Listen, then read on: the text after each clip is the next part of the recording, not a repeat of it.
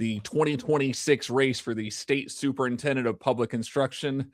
It's getting pretty hot right now, and a lot of qualified candidates for the role. Sonja Shaw, one of them, and kind enough to spend a few minutes with us. How are you, Sonja? I'm good, Michael. Thank you for having me. Very Thanks good. for being here. Let's start with this. What makes this the right time for you to make this run for state superintendent of I public love this instruction? question. Yeah, if not now, when, right? I mean, look at California, $130 to $150 a year, and only 47% of our kids can read, write, do math. There's a war going on between, parents, teachers, the state, legislators. That all needs to stop. I got involved in politics because parents were exited out of the seat of the table, so to say. And coming into it, I just hit it head on, and I love every part of it. I love the fact that we are enabling the experts in our district to do the good work. We have a recovery model since COVID. We're doing amazing work, and I just say, if not now, whenever. I'm one, if I see a problem, I want to be part of the solution instead of just sitting back and letting it all go down the drain. Look, California is at a breaking point. I think everybody's had enough. Parents have had enough. Educators have had enough. And quite frankly, I think the state as a majority has had enough with what's going on in education. What do you believe to be the biggest issues right now facing public education here in California? I love it. But I think if we're going to really try to dig in, it's the academic decline. I mean, look at our test scores. We spend the most per student, so to say, across the nation, and we have the worst results because I seen firsthand, coming into our district, I sat with our superintendent and I said, look, I'm a mom coming into this. I'm not trying to tell you guys what to do or how to do it. I want to support you guys in what you do. And what is it that you haven't gotten support in? And, he was like pushing the academic standards, not lowering them, not caving into all this top down mandates. And I was like, this is speaking my language. So the biggest issue is the academic failure.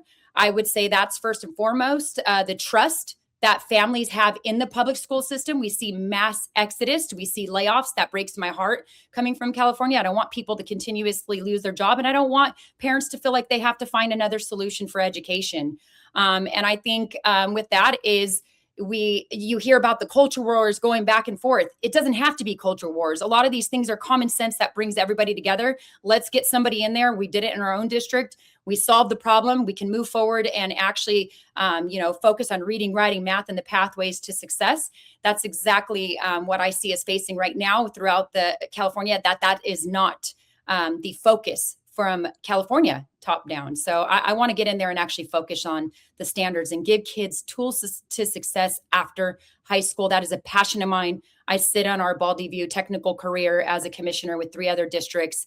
I am very, very, very passionate about making sure kids have the proper tools. That way they're in the workforce or they're in the 4-year and they're getting everything they need to be productive adults after school.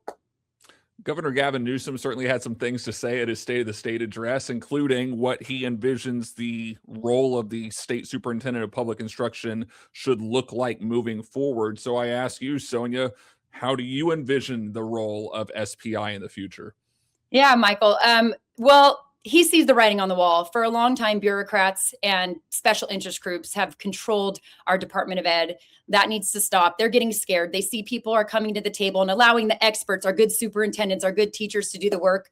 For me, I think with him trying to shift the power, I think more power to him, but it's just going to, the role of the superintendent would be to be the spokesperson, to get in there, to be actually providing the tools that our districts need and utilizing the funding the proper way. I could tell you with our own superintendent, talking to him and hearing the passion behind what he wants to do and what he has been able to do in our district. One of the biggest things that he tells me is a lot of superintendents don't want to take the risk. Why do superintendents have to take the risk? That's the job of our SPI. He needs, and she, whoever is going to, right now it's he, but whoever is in that position, which I believe it's going to be me, hopefully, we get that news in June. We get in there and I am the one that takes the slings and arrows, and we then provide the resources. So no matter what the superintendent role looks like going forward, whatever they want to legislate it, I'm willing to work within that and make sure I'm a spokesperson for our superintendents. Look, I have to say this, the red tape was created by almost everybody that entered this race but myself. So I don't know how failure is part of the continuous plan if we want this change for our kids. I have proven that I get in there, I fight, I take the slings and arrows that are coming at our district for the right reasons. And our teachers and our own superintendent is loving what they do right now because they're able to provide a great education and pathways for our kids. Given what we have seen from the federal government over the last year and the dismantling of the Department of Education, how would you make sure that we keep students on the forefront?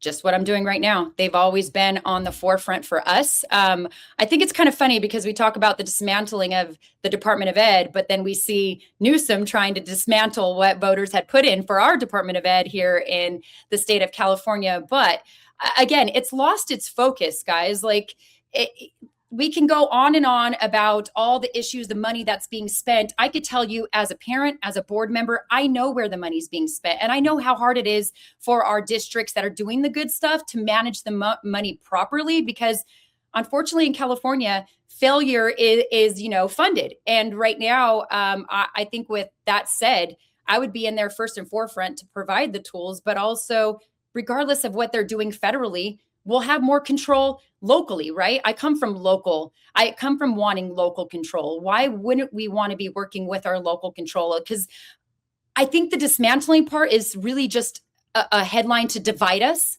Let's work with what we have. We have a lot of resources that are being wasted and utilized against things that are not helping our children and not helping build the trust back from families who are trying to take their kids out of the public education system.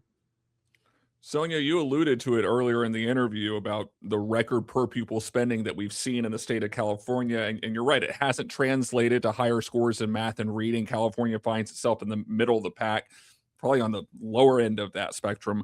How would you work with districts to make sure that that level of investment, that level of funding turns into higher test scores?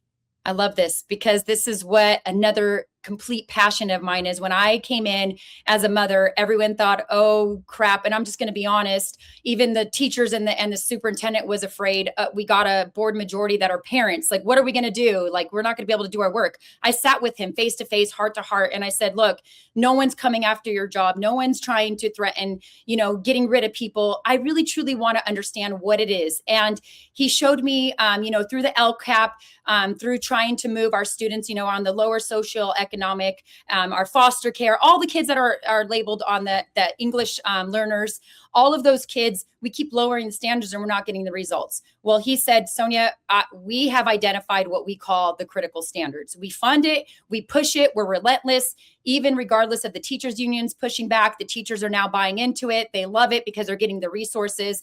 And for me, that's what I would try to do statewide. Everybody talks about Mississippi. It's really not that hard. Let's let the actual people who got into these positions, our teachers and our superintendents and our admin, let's give them the tools so they can push a district in the right direction. And I would say providing these standards and we call them critical standards here, and pushing them and pushing the resources, that should come from my office, the state superintendent's office, not from each individual districts. And that's where I would think that we would have an opportunity to push and provide the resources where districts don't have to fund that themselves. And guess what would happen? We would drive our kids learning and mastering the standards that they should be in California. And no longer will you hear about Mississippi. We can hear about California. Why don't we do that? It's so simple, yet it's so lost because, again, I'm telling you, from the money that I've seen wasted in education, bureaucrats, special interests keep pocketing from the failures. I'm done with the failures. I'm actually fed up with the failures. And so are our good teachers and our admin and our superintendents. They're leaving their profession and they're not signing up for this profession. This is a scary situation, but I think it's also a turning point in California where we have a chance to move it back to where it should be. Sonja, this is one of the deepest fields we've seen for this position of SPI in a long time. Lots of very qualified candidates, as Michael said at the beginning. What sets you apart from the rest and makes you the best candidate for this position? I'm a fighter. I'm a fighter for our children, our families here in California. I have a proven track record. They have come after me relentlessly, and I get in front of those that are doing good for our families. I don't let our district, our superintendent, our teachers that are doing the right thing, I don't let them take the slings and the arrows. I will take the responsibility as I should as a board member and also as the state superintendent.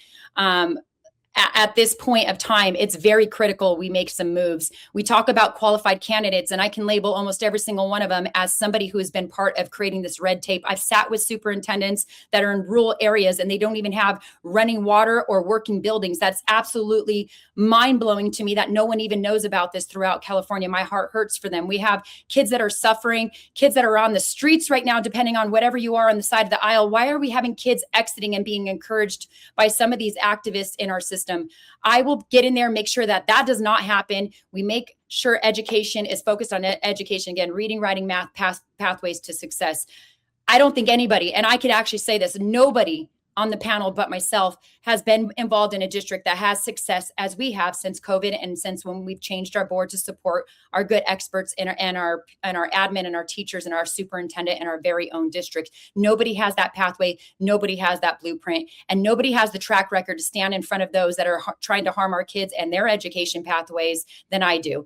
Look, it's clear. I get it. Right now, this is an open seat. We have time to make change. Everybody can promise you everything, but I'm like, where have those promises have turned into results in the past? I can tell you decade from some of these candidates. They have failure after failure after failure. And actually, they created the laws, most of them, that have harmed our districts from mandates top down. Each individual district should be treated that way. We should find out what their needs are and meet them where they're at and give them those tools. And that way they can move our students. I am the only one, and I could say that with confidence, that will do that, will continue to do that, and will continue to dedicate everything I have to make sure our kids have an opportunity here. And more importantly, we start making the school districts attractive to come back and get great teachers back into this profession, get good superintendents that don't want to try to figure out how to retire early. I can't sit here and watch that if I live in California. Sonja Shaw, a candidate for the 2026 State Superintendent of Public Instruction. Sonja, thanks so much for the time. Appreciate it. I appreciate your guys' time. Let's fight the good fight and link arms together.